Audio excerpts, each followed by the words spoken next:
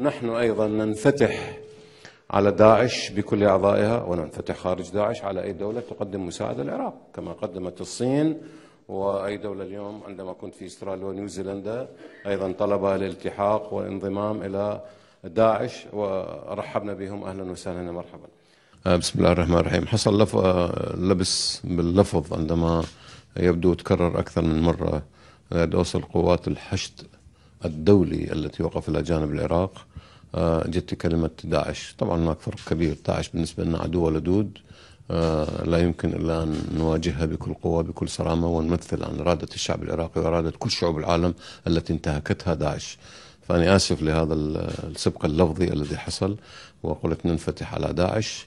داعش لا مجال للانفتاح عليها ولا الاقتراب منها، إلا مواجهتها والعمل على القضاء عليها. الانفتاح على قوات الحشد الدولي والتحالف الدولي، وكذلك أي قوة وأي دولة خارج الحشد الدولي كذلك ننفتح عليها.